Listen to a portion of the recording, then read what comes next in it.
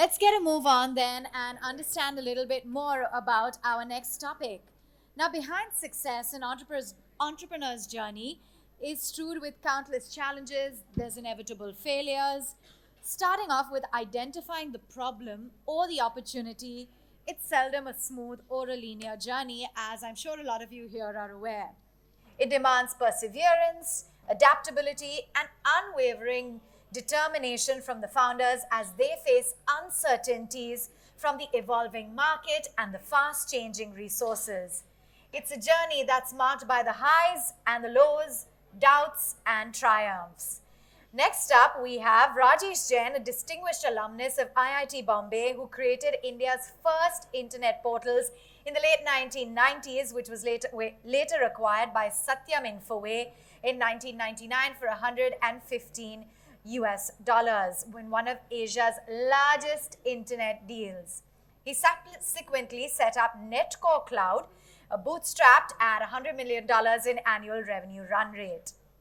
We've also got Ankit Mehta, co-founder of IdeaForge in 2007, pivoting multiple deals before zeroing in on the drones. If we could have them on stage, please.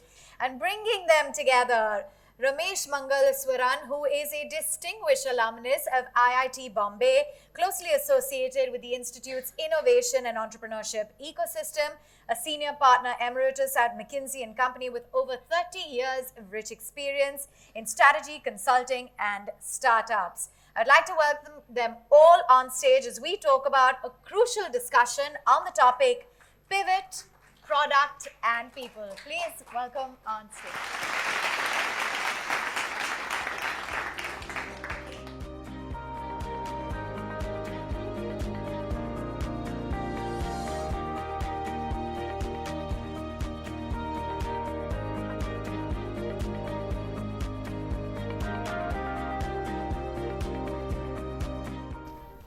It's my pleasure to speak to two of my friends, and I can't have a more diverse set of successful entrepreneurs than the two here. Okay, here is an atoms person, here is a bits person. Okay, here is a person who IPO'd. This is a person who says stay bootstrapped and become a proficon. Okay, he was in his diapers when Rajesh and I were at IIT. So this is. So this is as diverse as it can get. The topic is very interesting, so no points for that, no cop sheet for that. The topic is pivots, product, and people. But what is not going to be challenging is, I want this audience to hear stuff, Ankit and Rajesh, that they are hearing for the first time ever. You have not said this ever before, okay? You have not said it ever before, and that's the challenge to you guys, okay? One clarification, Rajesh's first company was sold for $100 million, not $100. And his current, and he was, the word unicorn was not used in India then, but he was truly India's first unicorn. And he sold the company in 2000. My friendship with Rajesh goes back to 1985, which is when you were in Dappers. So let's start with it, okay? Pivots, product, and people, and simple. Format is very simple. We'll finish on time. So the first thing on pivot, okay? Ankit, when do you know that it's time to pivot? From the heart, and how many times did you pivot? So I think in that broad sense, we pivoted once, which was when we were making these hand crank chargers for mobile phones to making drones. When do you pivot is unfortunately, there is no specific inflection point. It's a series of events, data that eventually stares at you and tells you that there is, now is the time to slowly wind. And it's also not a very linear step. It's not a cut. You can't, like in most cases, cut something right away because you have several commitments to make and several things to do, finish before you can cut. But yes, it is for example, and instead of talking in generality, I think, for example, for our chargers business, we started off with the thought process or the vision that we want to make something that will serve rural population, because all news, all research said that mobile phones are penetrating faster than electricity will penetrate the rural areas, and the people were going tens of kilometers to get their phones charged.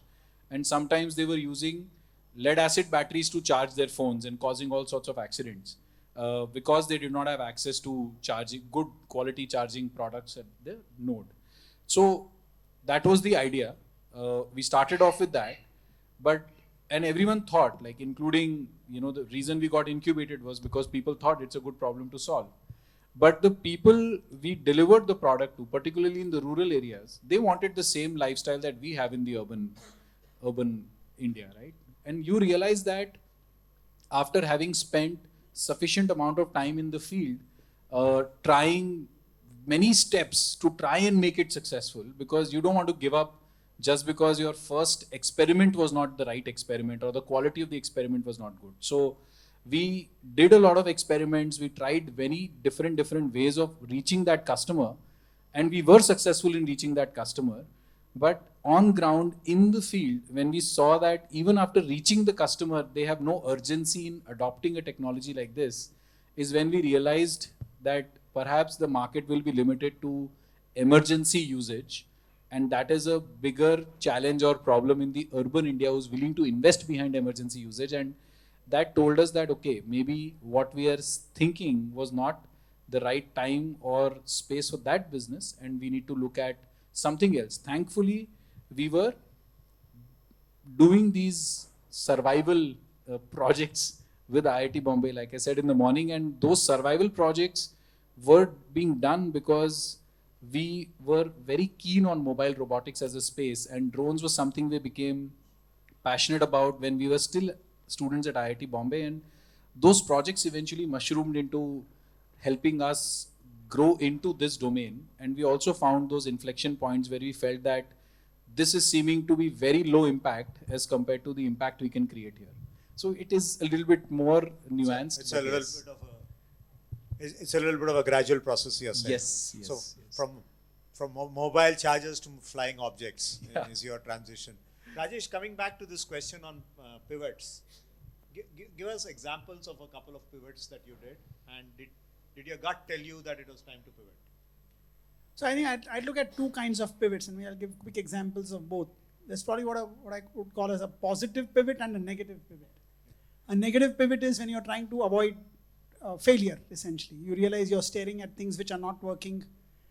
In our case, in the early days of of Netcore, we were doing sort of Linux mail servers. The market was not growing. We were stuck at the same revenue for 6-7 years. As we talked with customers, a new opportunity came up, which was email marketing at that time. So we realized we had to just shift from an old flat business to something very different, using the same underlying tech that we had.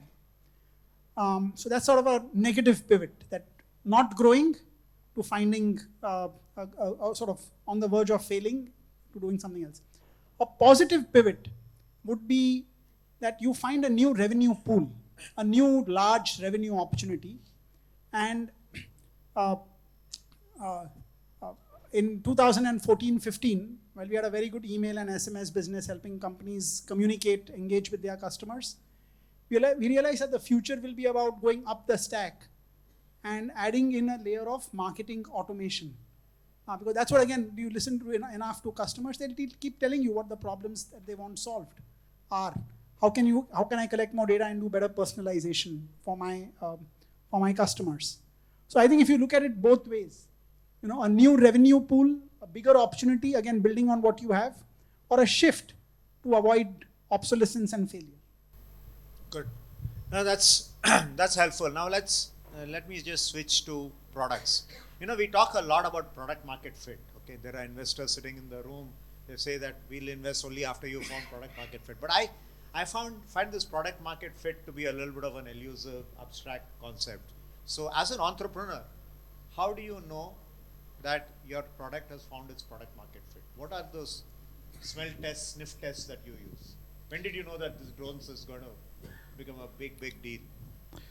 So I think, it's a great question because it's one of the most challenging questions to answer as well in the real world, because when you go and talk to customers and want to build a product based on customers' imagination, their imagination either is too poor and you know that they're not likely to pay for something very advanced, or their imagination is so rich that you know that the product can't be built, that they'll be willing to pay for, right? So this is a huge problem, and I'll give you an example. We used to make a 30-minute drone, and it was almost 20% better performing than the best in that category globally when we started our drones business. And we would go to a customer, and no customer that I met in the early days would say that they want anything less than 60 minutes. Not a single customer. And then the only thing that worked and why we were able to make our sales was because we would tell them, why don't you see it fly once? एक बार उड़ते हुए आप देख लीजिए, and then I've come here all the way. I used to take the product along with us. No customer would stay for more than 10 to 15 minutes to see a demo. They would be like, this is good enough. Because once you have that system in the air, they realize I can't have the patience to stay there for more than 15 minutes. So the buyer, suddenly his experience matters. That's what it told us, that PMF is all about knowing whether they have an optimal experience of the product or not, and whether they are willing to pay a price for that experience or not. And I think it takes that real world discovery and not some conversation. And a lot of times there is a conversation that I did market study, and market study is what conversation with customers. Customers are all, without real dollars being put on the table, they are all making imaginary statements. Yeah.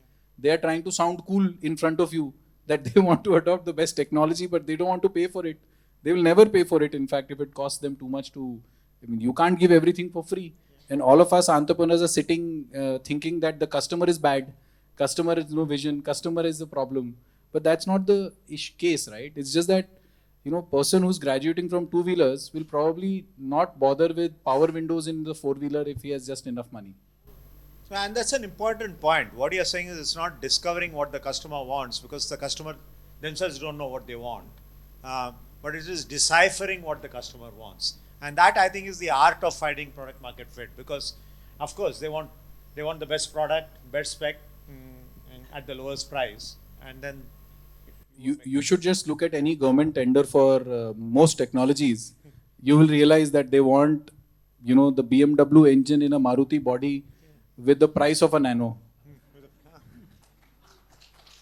And so product market fit is not delivering a product to that market, but it's deciphering. Steve Jobs famously said that he never believed in market research, because he said the customer doesn't know what they want. He said we have to decode what the customer wants. I think that's an insight. So Rajesh, instances where you decoded what the customer wanted and you came up with blockbuster products. Rajesh was first company was India World, second company now is Netcore, and yeah. So I can give examples from both. Both, yeah, okay.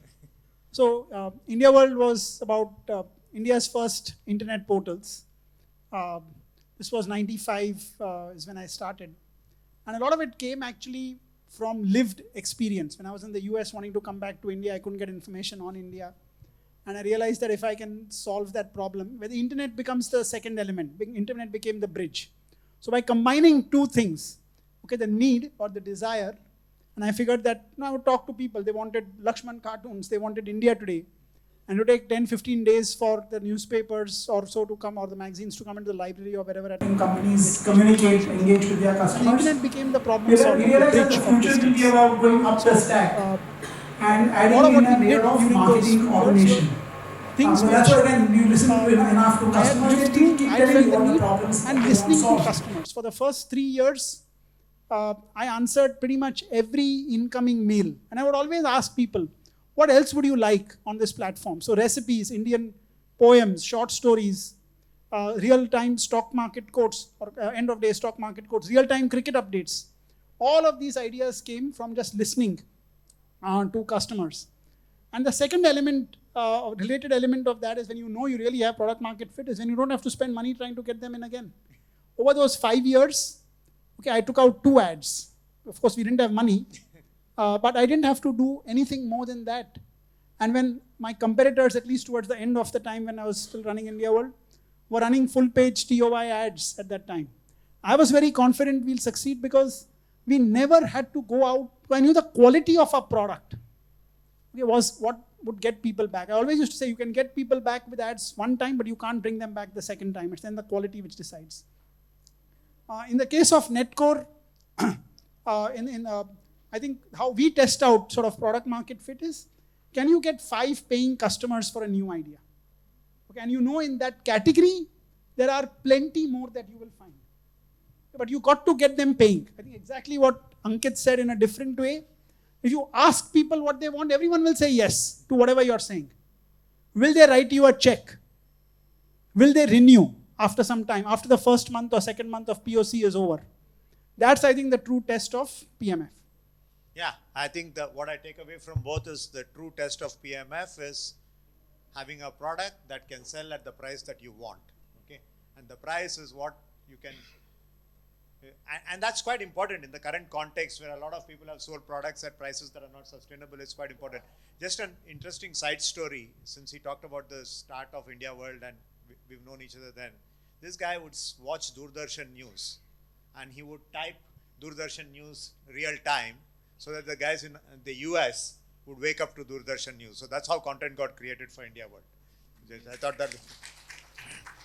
I went to his place for dinner and he was typing Doordarshan News. I said, what are you doing? He said, this is the most important hour for me to transmit the news to the US.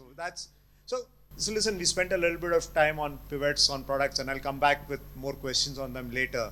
People, okay, they say this concept of bench strength, you know where bench strength came from. Bench strength came from basketball originally and in all sports. So they say a winning team is not the 5 that play on the field. The winning team is the 5 that are sitting on the bench. And therefore, and one of the things we talk about is entrepreneurship is not about the individual. It's really about the team. Successful entrepreneurs are around teams. So tell me, Ankit, your team is obviously all your IIT buddies that you started with, and you still, if I know right, you go to work together, you come back together, and all of that. But how did you go about building a team? And when something is not working, how do you make difficult decisions on people?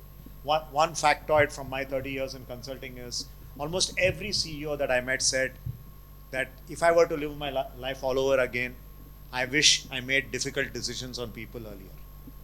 So those are the 2 questions. How did you build, but how do you deal with difficult decisions? So I think, I'll answer it in 2 phases, right? First is the phase of creating the founding team.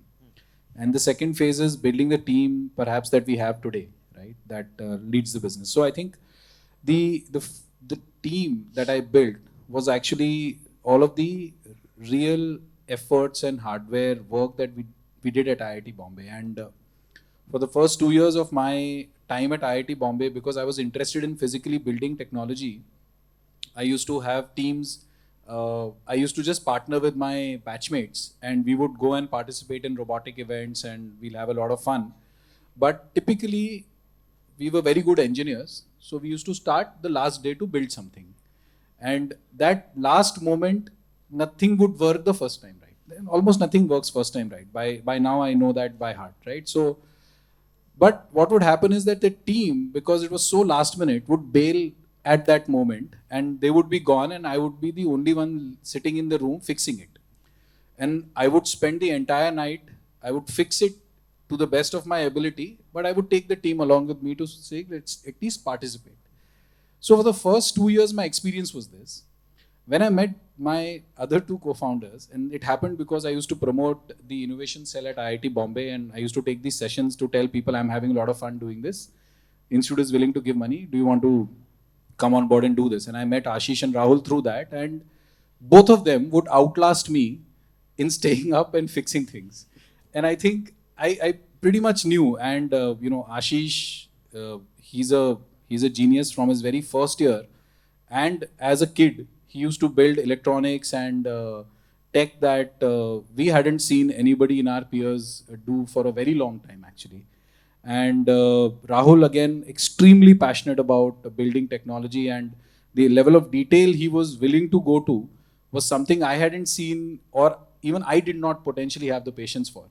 So I think recognizing that and knowing that there is a team that has complementary strengths was something which was very important. And then my 4th co-founder, Vipul, who joined us about a year later, he was my childhood buddy, and he stayed with me as is usual in engineering and particularly live in campuses. He just stayed with me for about 6 months in my room. And he made better friends with all my friends. So to preserve my friends, I had to get him on board. So build a complementary team with very different contribution. And in the second phase? Yeah, and in the second phase, I think one of the things that we realized a few years back was that we need to articulate the values that we want to live with in the business, and the kind of behaviors we would like to appreciate, and kind of behaviors which were natural to us, and we would not be putting up a mask to live those values and those behaviors. And I think once we articulated that, I think every interview that at least I have is about knowing real, tangible experiences of the people we are wanting to work with, and trying to identify if they have actually lived and what is their DNA when it comes to those values. And I think once you ask those questions, and once people are willing to give those specific instances where they have demonstrated those values,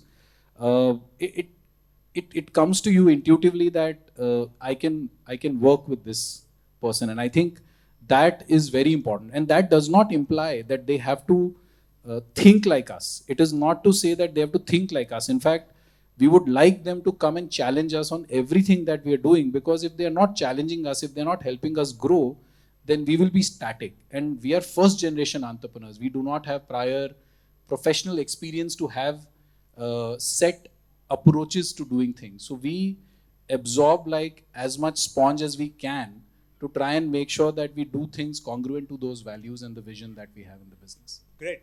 Hire based on values fit, but hire people who are different from you. Have you made difficult decisions on people or not yet?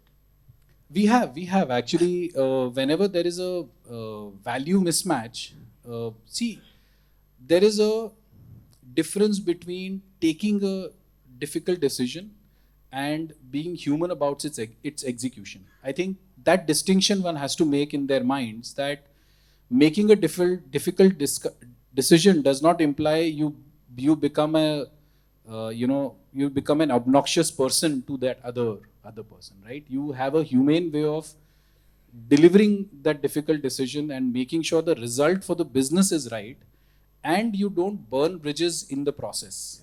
Like that is, I think, very important, because everyone who is, even if they are not good fit for you, they may be good fit elsewhere. Maybe this environment is different as compared to where they will thrive.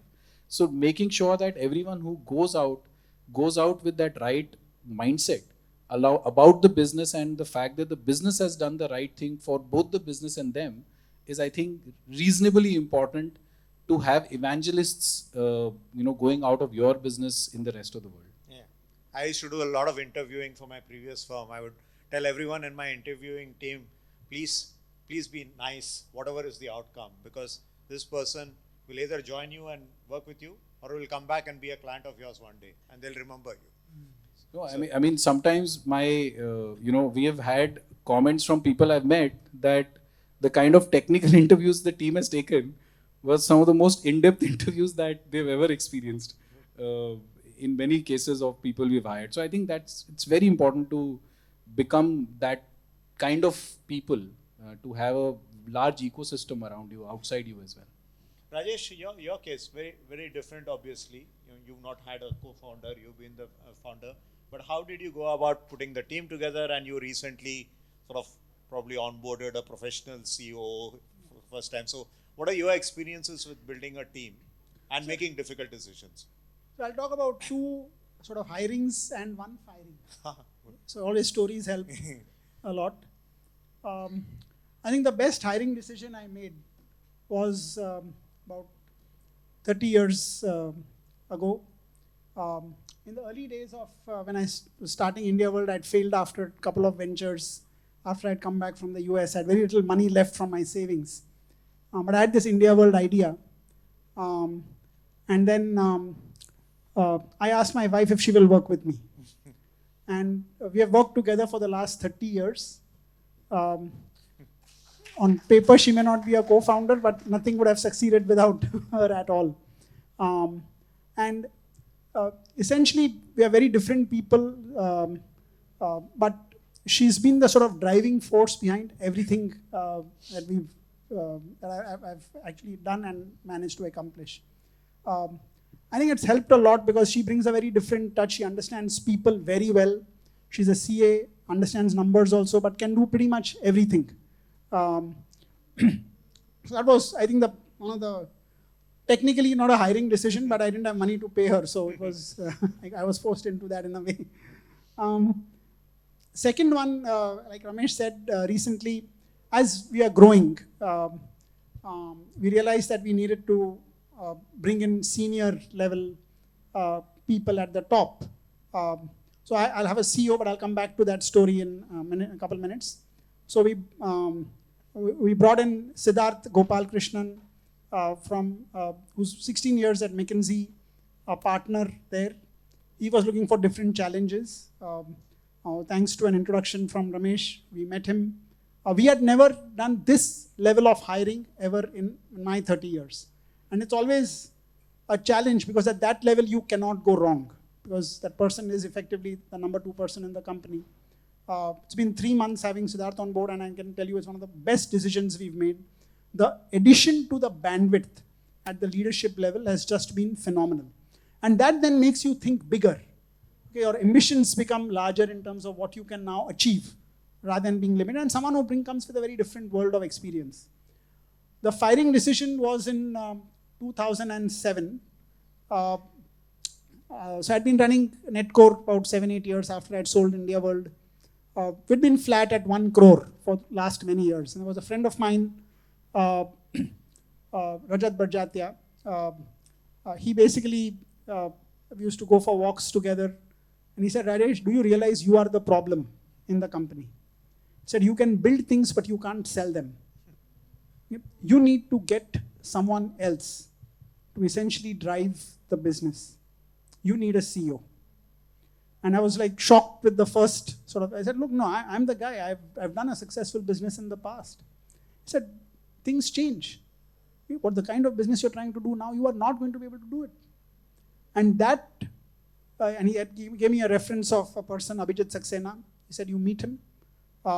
He comes from a media background, very different from how you are, but meet him and talk. So there was no job opening or anything, job description, etc. I met Abhijit. And again, I realized, like Bhavna in the first case, very different. But we could get along, of course, together. And I brought in Abhijit as our first CEO for Netcore in 2007. And that sort of started the growth journey. So the firing is you fired yourself? I fired myself. Just, if you didn't I miss should that. have added that, yes. Yeah, I think when you're running a business, one of the questions I get asked very often that, when should a founder transition to a professional CEO? And it's one of the hardest decisions. And the one thing, a lot of it, by the way, is there in my book, which I wrote a year and a half ago, Startup to Proficon. One of the first things I did was I told Abhijit that there will only be one leader in a company. Okay? And it's going to be you. Even if I disagree with you, I will tell you privately, not in public. There is no backdoor to me. And it's been like that. Netcore has had 3 CEOs through its last 17 years, and they've taken the company from sort of the 1 crore we were then to about close to 800 plus crores now. There's one small quick addition. Yeah. I think just building on the points you all both said. I think the point about maintaining relationships, what Ankit and Ramesh said. In Netcore, we have a word called ghar wapasi. So, when people leave, be so nice to them because they'll get experience outside and there are times when they will want to come back. It's a testament to your culture. So we actually encourage ghar wapasi a lot, and we've had many people who've come back to Netcore after leaving. Yeah, I think it's quite important. I mean, if I were to quickly abstract some lessons, and I have one final question, I'm also watching the clock. Build a team that is different from you. Build based on values. I mean, these are not empty things. These are people who've really done it. Decipher what the customer wants. Don't discover it because the customer doesn't know what they want. Okay, decipher what a customer wants, and you know that a pivot is coming from within. Okay, just sense it. You sense it and pivot. Delaying a pivot, finding a customer who won't pay, staying on with the team for a long time, I can assure you, are all early signs of failure. Okay, and you do this, I'm not saying you'll be successful, but you'll minimize chances of failure. Listen, we are at SINE's 20th year event. You are a SINE graduate. There was no SINE when he graduated. We have Professor Garpure, Shaji, Poini, everyone in the audience. What is the pivot that you would recommend to SINE? The mic is with you. They are in the audience. This is your chance. Okay. I think being part of the governing board has already helped me voice some of my opinions there, and I think one of the boldest steps that recently was in the news as well is that SINE is starting a VC fund in some form or fashion, which I think is a huge step jump in how SINE can create value and support its own ecosystem. And there are successful models that have worked in that space as well. And I think apart from that, SINE's growth journey going forward is a lot about preserving the values that have brought it here, but accentuating it in a very big way and accelerating the journey of the companies that join. And I think at least I am quite excited about the quality of companies that SINE attracts now. Rajesh, I know you're beginning to re-engage with the IIT ecosystem, and I know entrepreneurship and fostering entrepreneurship is close to your heart. So what will your elements of the pivot be? So I was discussing with Professor Santosh, and I'll just say this. But I think the one North Star metric that IIT should set is that by 2030, every faculty member will be involved in one startup.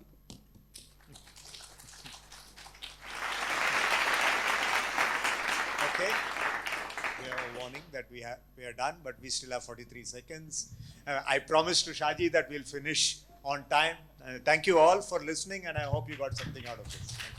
Thank you so much for that. Yes, the time Nazi is here, and unfortunately I bring an end to that wonderful discussion, but not without a small token of appreciation. So can we have Kanan Debar please to offer a small token on behalf of IIT Bombay.